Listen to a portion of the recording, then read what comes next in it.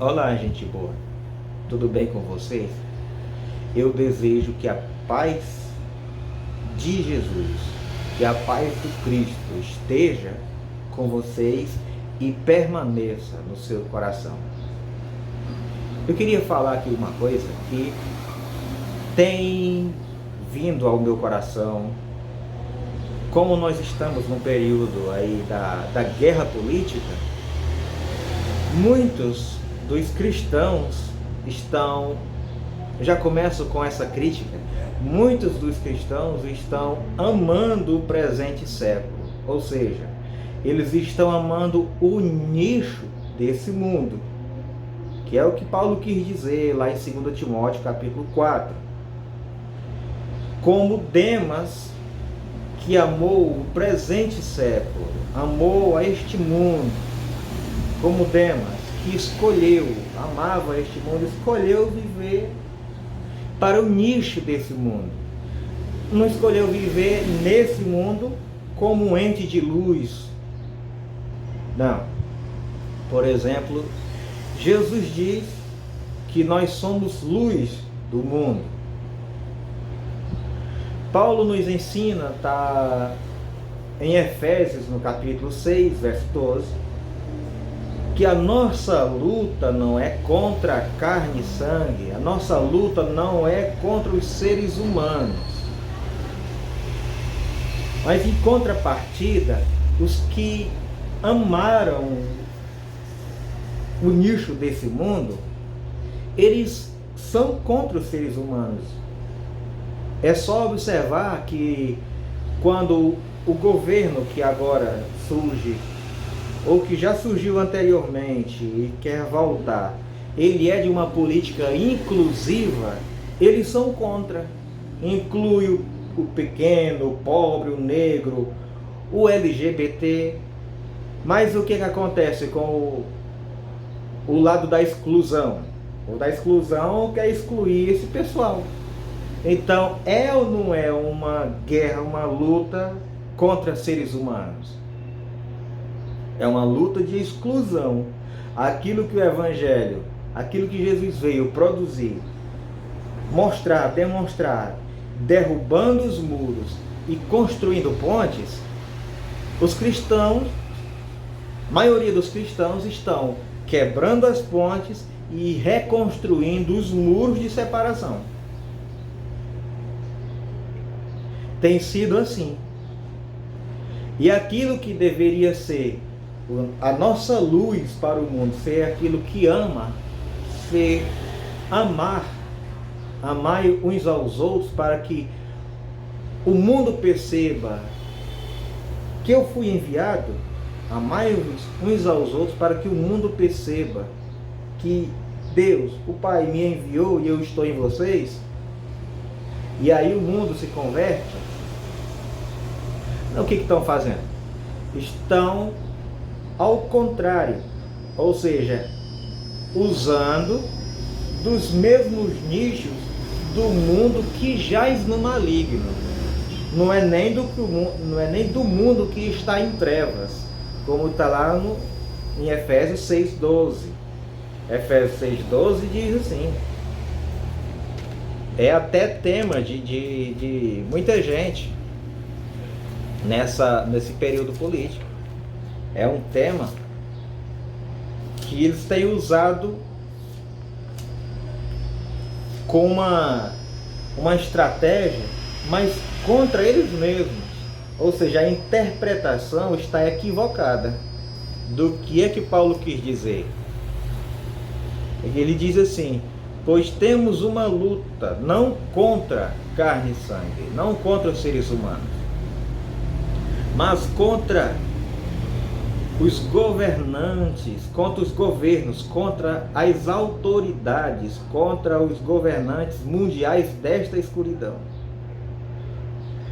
É aqueles que querem governar o mundo que está em escuridão. Mas o mundo que está em escuridão é aquele que Jesus amou, que é o povo que vivia em trevas. Para este resplandeceu luz. Para este resplandeceu luz, mas para o mundo que jaz em trevas, esse está vivendo, comendo do nicho desse mundo, está comendo do pó da terra. Toda ostentação é isso, comer do pó da terra, só querer se alimentar do nicho desse mundo. Muitas pessoas, vou dar um exemplo do que está lá em Apocalipse capítulo 3, que é uma igreja lá chamada Igreja de Laodiceia, em que Jesus repreende a essa igreja que diz: olha, eu estou enriquecida, eu estou bem arrumada, eu estou bem vestida, eu estou poderosa, eu estou ostentando. E Jesus diz: espera aí que não é bem assim. Você é pobre, desgraçável, cego, miserável, digno de compaixão. O que você ostenta do lado de fora não serve de nada. Adquire de mim vestimenta para que cubra a tua nudez, a tua vergonhosa nudez, que é o do teu coração. Adquire de mim roupas. Não é essa roupa do lado de fora que muitos, para não se verem excluídas, porque exclui até nisso. A diferença de uma roupa para outra vai excluir muita gente. Na vida ela veste a roupa normal, tranquila, mas chegou para ir naquele lugar, é o jeito vestir aquela. Uns, lógico, uns já estão tão cultuadores daquilo que ostentam. Mas tem outros não, que se sente constrangido, que se sente: olha, eu serei excluído, para não ser excluído eu vou ter que me vestir igual. Para não ser excluído. Exclui nisso, o básico. Até em roupa se exclui. Pois bem, e a igreja de Cristo precisa morrer. Se não morrer para este mundo, como João escreve e diz: aquele que ama o mundo, não é o mundo, as pessoas, é aquele que ama o mundo, nicho desse mundo. O amor do Pai não está nele.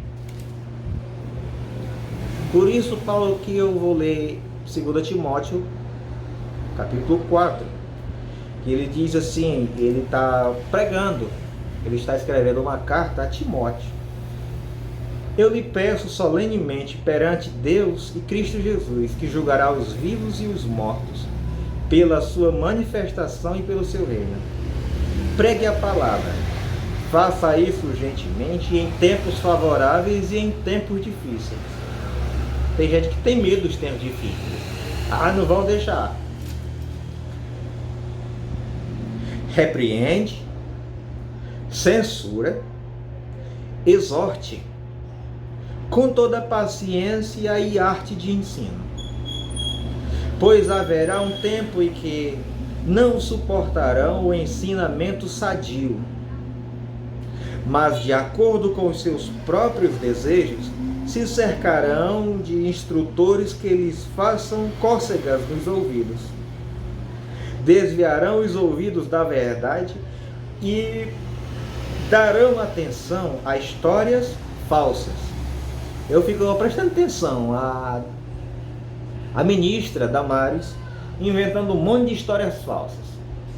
Que acontece, mas o que ela disse é falso, não tem nada. O que o povo dá atenção é isso. Histórias falsas, mentiras, que é o que a igreja de Jesus está combatendo neste tempo. A mentira, a fake news, a falsidade, a invenção.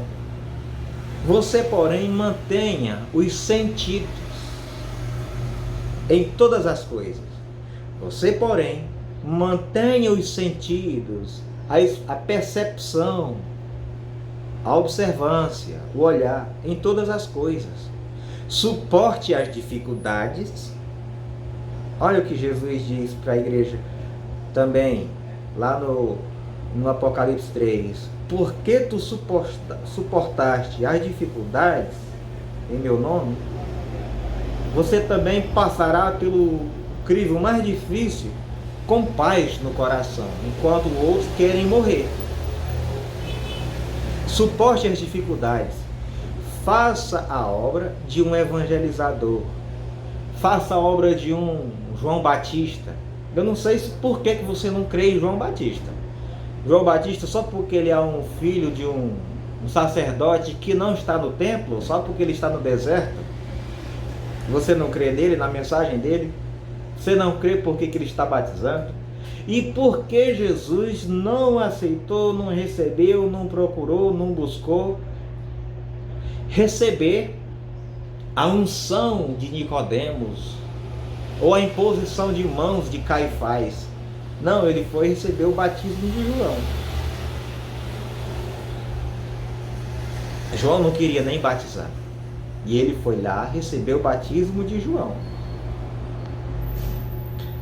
Quando você diz, e o dizer no mundo é isso aí, fulano nasceu de novo. Ou seja, ele passou por um momento difícil de quase morte. Ele poderia ter sido exterminado, extinto naquele dia. Ele poderia ter passado para o outro lado. O que Pedro descreve, por exemplo, que o mundo antigo foi sepultado no dilúvio, ou foi batizado no dilúvio, nas águas do dilúvio. Mas Noé e sua família ficaram. Ou seja, Jesus prefigurou esse batismo de ter sido mergulhado nas águas, mas não ter sucumbido a este mundo. Como, por exemplo, você vê na tentação, Jesus amou o mundo, as pessoas, porque Deus amou o mundo de tal maneira. Mas ele não amou o presente século, ele não amou ao nicho desse mundo, como o diabo tenta e diz, olha, todos os reinos deste mundo eu te darei se prostrado me adorares. Olha aí a diferença do que é o nicho desse mundo e o que é esse mundo, o mundo que está em trevas. Os gentios esperarão nele, os gentios estão ansiosos esperando uma luz, e aqueles que poderiam ser a luz estão disputando a mesma coisa, estão amando a mesma coisa do mundo que jaz no maligno.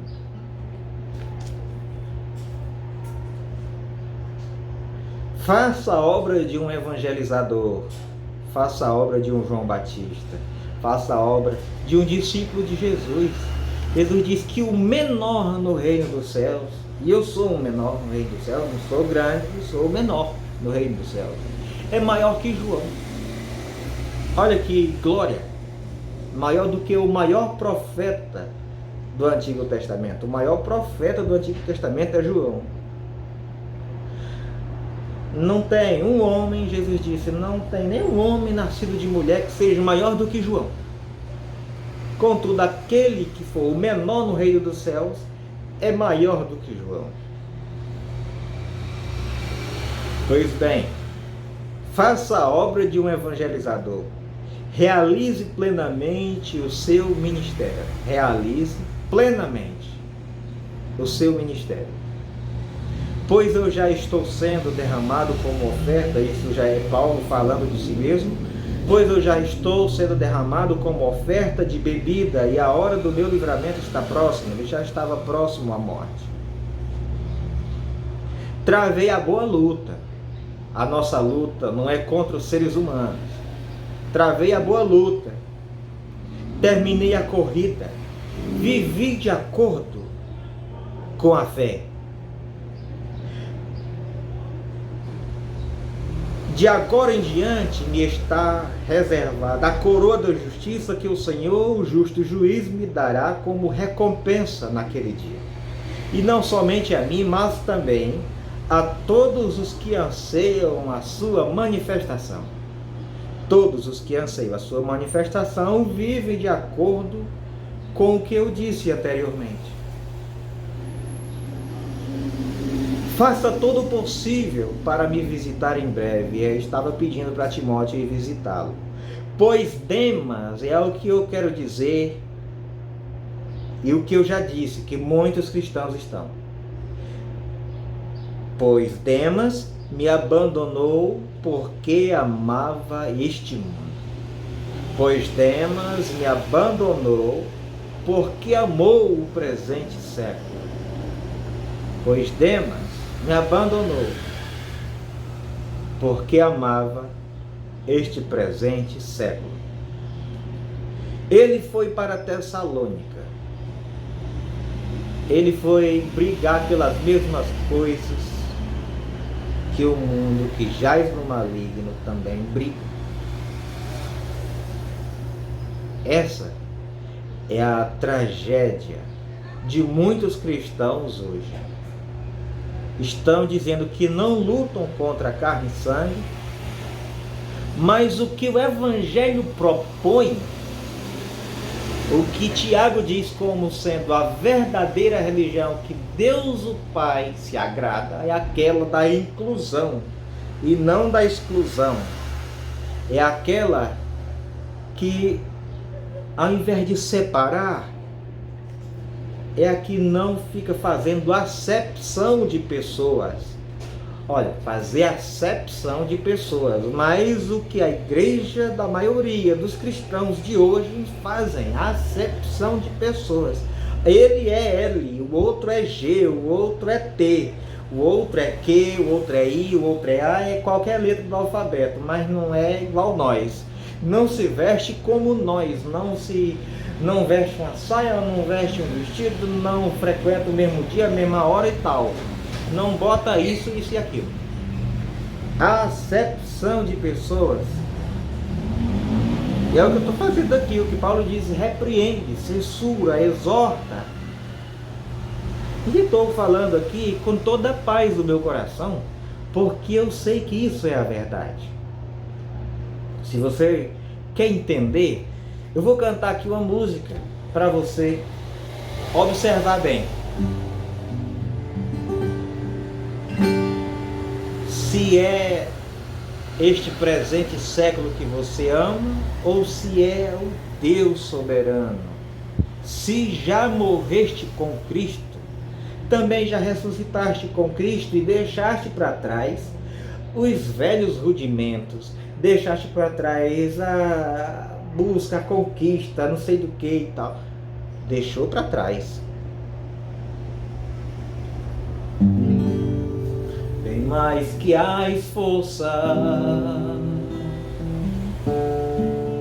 poder e rei,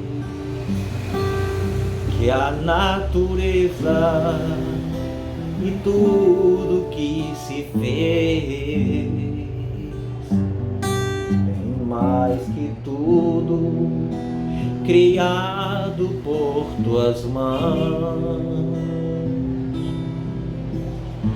Deus, tu és o início, meio e fim, bem mais que os mares, bem mais que o sol, que as maravilhas que o mundo conheceu, que as riquezas e tesouros dessa terra, incomparável és pra mim. Por amor, sua vida entregou, meu Senhor. Humilhado foi como a flor machucada no jardim, morreu por mim, pensou em mim,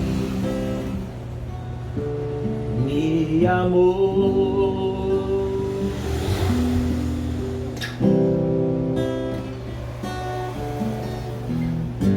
Mais que as forças,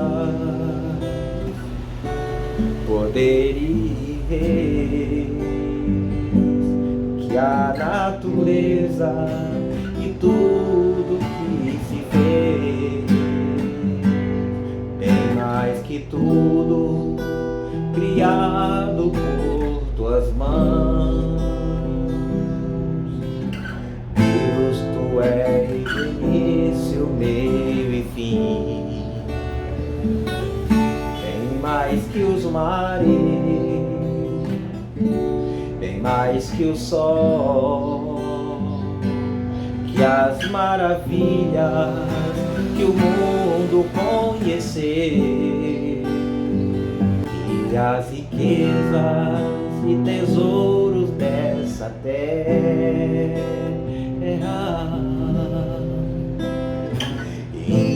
Incomparável és pra mim.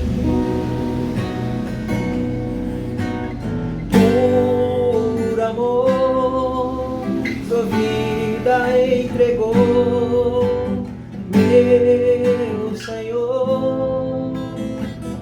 Humilhado foi como a flor machucada no jardim. Morreu por mim, pensou em mim, me amou como a flor machucada no jardim.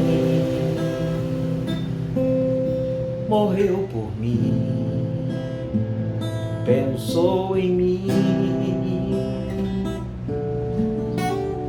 me amou. Essa flor, Jesus disse, se o grão de trigo caindo na terra não morrer, fica ele só. Mas se ele morrer, produzirá muitos frutos. É o que eu vou cantar aqui agora. Se eu fosse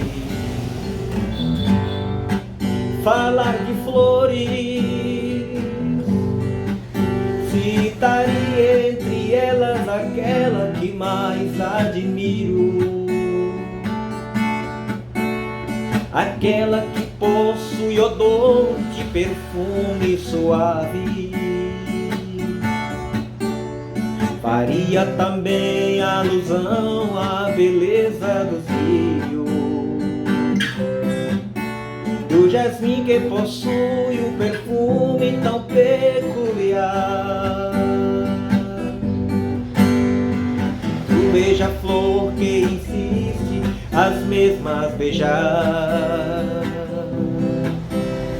Parece capricho e não se trata disso, pois o beija-flor tem razão.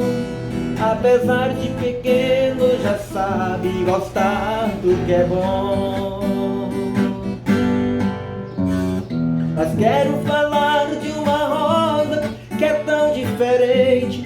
No jardim da época não se fez presente, porque foi plantada no alto da cruz. O néctar glorioso que foi lá na cruz derramado possui o poder de perdoar pecados. O néctar é o sangue, a rosa é Jesus. A rosa não possui espinhos, possui um perfume suave de amor e carinho. Ao invés de plantado, foi mesmo cravada na cruz. Foi o plano da redenção consumado em Jesus. Com o sangue que dela saiu, foi plantado um jardim que se espalhou pelo mundo, e Deus quis assim. A rosa é Cristo e a igreja é o jardim que exala o perfume da flor, que perfuma o mundo inteiro através do amor. Mas quero falar de uma rosa que é tão diferente. No jardim da época não se fez presente, porque foi plantada no alto da cruz. O néctar glorioso que foi lá na cruz derramado possui o poder de perdoar pecados. O néctar é o sangue, a rosa é Jesus. Mas quero falar de uma rosa que é tão diferente. No jardim da época não se fez presente, porque foi plantada no alto da cruz. Do jardim da época no presente século. O néctar glorioso que foi lá na cruz derramado possui o poder de perdoar pecados. O néctar é o sangue, a rosa é Jesus.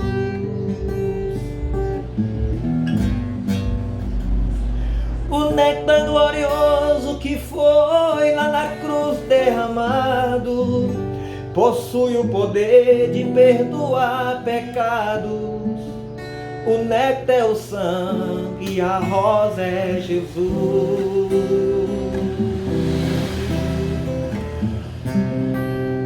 E a rosa é Jesus.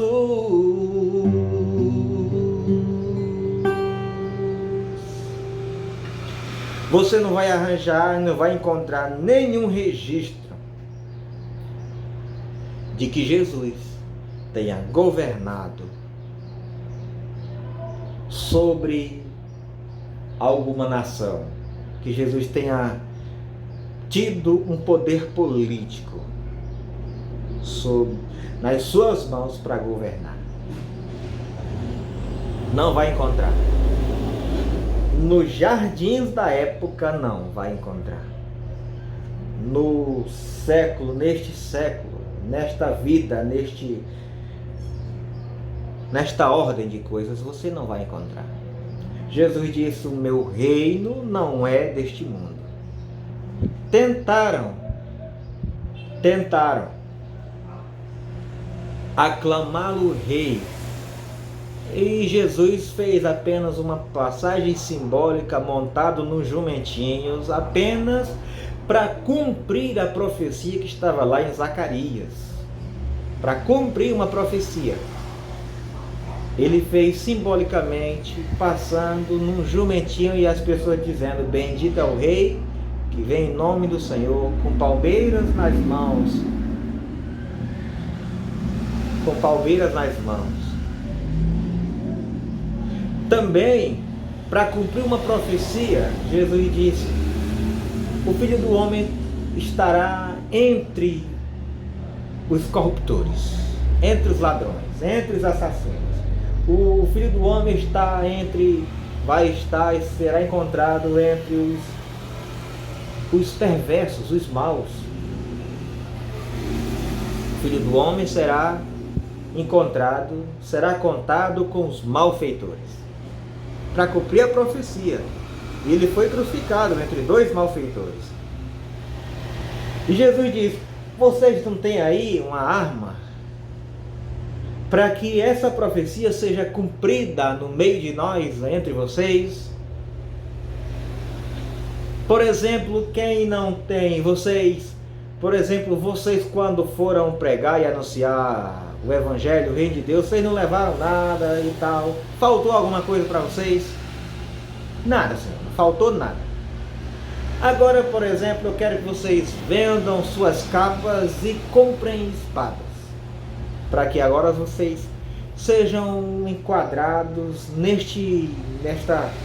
nessa corja de malfeitores, e eu vou estar entre vocês. E Pedro diz: olha, tá aqui, tem duas. Mas não são vocês que eu quero como malfeitores. Tiago e João, por exemplo, a mãe deles, a mãe de Tiago e João, disseram: Senhor, eu quero que tu coloque meus dois filhos, um de um lado e outro do outro. E Jesus diz: será que vocês vão beber o mesmo cálice que eu? Não vão. Isso está reservado para aqueles a quem o meu Pai designou. Não sou eu que vou escolher. E é interessante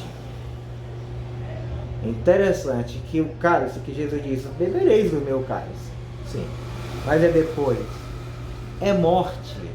É você abdicar de tudo quanto mais estimado possui neste mundo,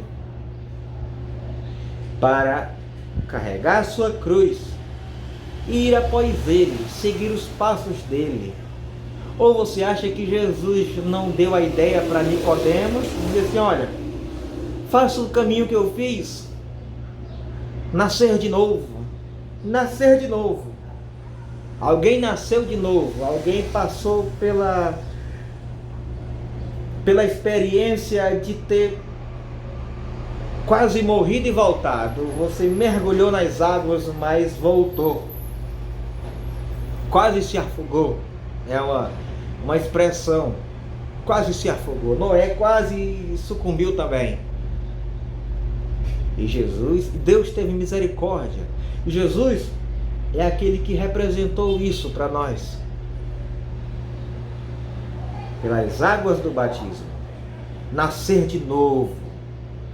Nascer da água e do Espírito, do arrependimento, da conclusão de que eu preciso, necessito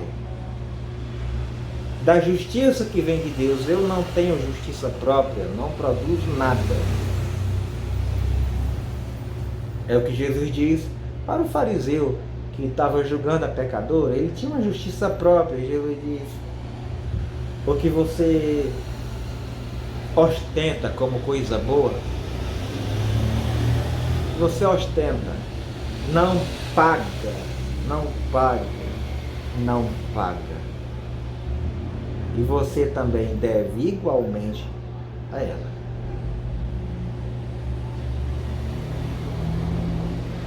Essa é a mensagem que eu tenho a dizer a vocês. Amem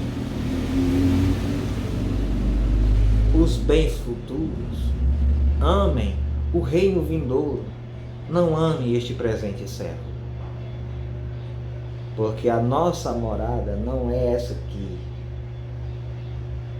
Não estou querendo dizer que deva abdicar de exercer a sua cidadania terrena. Jesus diz que aquele que não for fiel nos bens dessa terra, nos bens que existem aqui, não souber lidar com isso, e amar em vez de ser honesto, de ser fiel ao que foi colocado na sua mão, como é que o Senhor lhe dará a herança dos bens futuros? Como é que o Senhor lhe confiará os bens do mundo vindouro? A verdadeira riqueza, como é que o Senhor vai entregar na sua mão? É isso que eu quero dizer. Exercer a sua cidadania com responsabilidade de ser um ente do reino de Deus. Como Jesus diz, quando vieram com uma moeda e perguntaram, é normal nós pagar tributo a César? Porque tem gente, como os cristãos, eles não querem pagar seus tributos, eles não querem... Que foi o que Constantino fez. Agora vocês não vão mais pagar, estão isentos de tributos. E até hoje estão assim. Igrejas ricas, igreja de prédios, de gente, muita gente, que tem suas coisas, suas dívidas, e os governos vão e isentam disso, deixam para lá. E é o que Jesus diz. Eles perguntam, é normal nós pagar tributo a César? E Jesus diz, olha o que tem aí. Dê a César o que é de César, dê a Deus o que é de Deus. O que é a César tem que se dar a César, com toda a fidelidade, com toda a responsabilidade, com toda a honestidade. O que for deste mundo é desse mundo. Com a fidelidade de um ente cidadão do reino, porque para onde você vai, você não vai levar isso daqui. E o que é de Deus a Deus. O que é de Deus, com a fidelidade, que é o que Jesus diz, com a fidelidade que você faz as coisas que são deste mundo, lhe é confiado aquilo que pertence ao reino de Deus. O que observe, que não é porque um administrador foi infiel, que ele não seja elogiado. Jesus, na parábola, conta que o administrador infiel foi elogiado. E ainda disse que os filhos deste mundo são mais hábeis na sua presente geração, no seu próprio templo, do que os filhos da luz. E é o que tem sido abundantemente visto e percebido nesses últimos tempos. Eu espero que a maioria seja desses, dos filhos deste mundo, que são mais hábeis, que percebam o que é bom. E que a igreja de Jesus seja essa que ilumina, essa que dê força, essa que seja a coluna e firmeza da verdade. Não essa igreja cristã, da maioria cristã, que é a espalhadora, é a divulgadora de fake news, é a divulgadora de mentiras.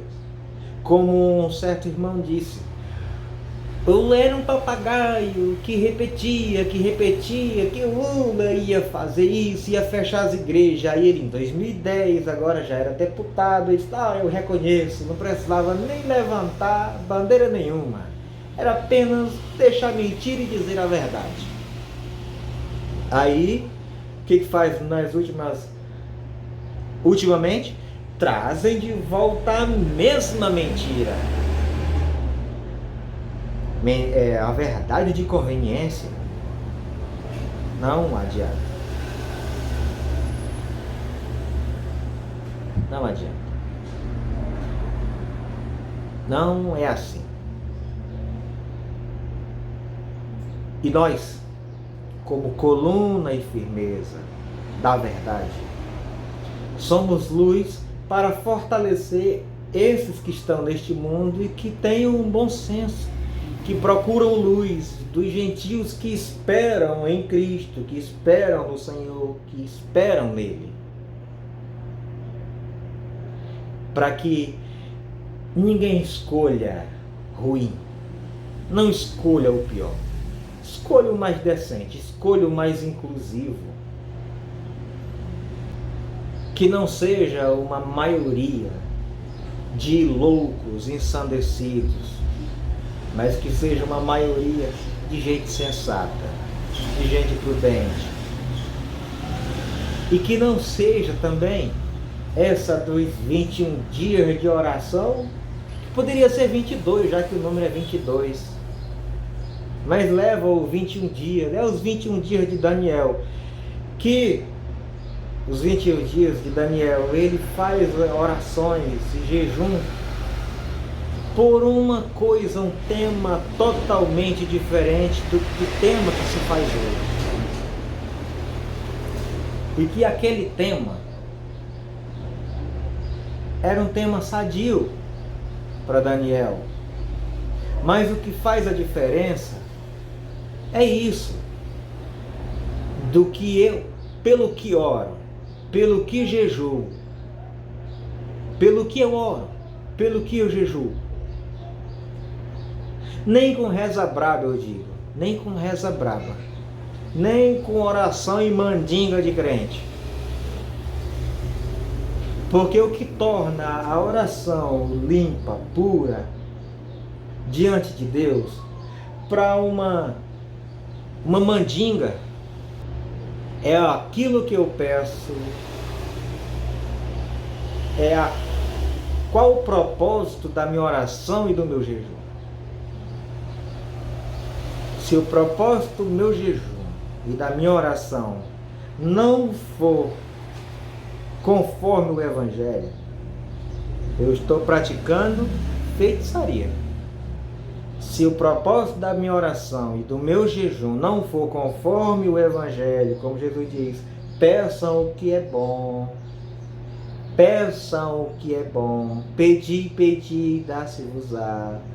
Batei, buscai e achareis. Batei e abri-se-vos-á. Porque todo aquele que pede, recebe. Todo aquele que busca, encontra.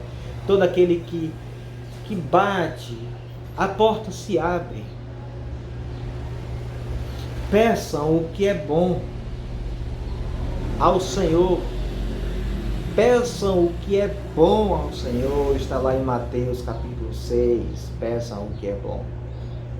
É em Mateus capítulo 6 que ele ensina na oração: venha o teu reino. Que não é um reino de aparência, não é um reino visível. Quando alguém disser ei-lo ali, ei-lo acolá, não vá, porque não é verdade. O reino dos céus está muito mais próximo de vós do que vocês pensam. Próximo, próximo, próximo. E não é nessa coisa de procurar no mundo, no planeta, acolá tem um reino de Deus, acolá feliz é a nação cujo Deus é Senhor, onde o príncipe daquele povo, onde o presidente daquele povo, onde o governador daquele povo seja o cara da Bíblia. Não, não é assim. Bendita a nação cujo Deus é o Senhor, mas cujo domínio e controle e reino seja o seu coração, e não que a soberania daquele povo seja teocrática, mas democrática, laica, porque não é o reino de Deus no controle, à força, na marra, na obrigação. O reino de Deus acontece em quem abre o coração e deixa ser semeado da paz. Eu quero ficar por aqui. Que Deus nos abençoe em Cristo Jesus.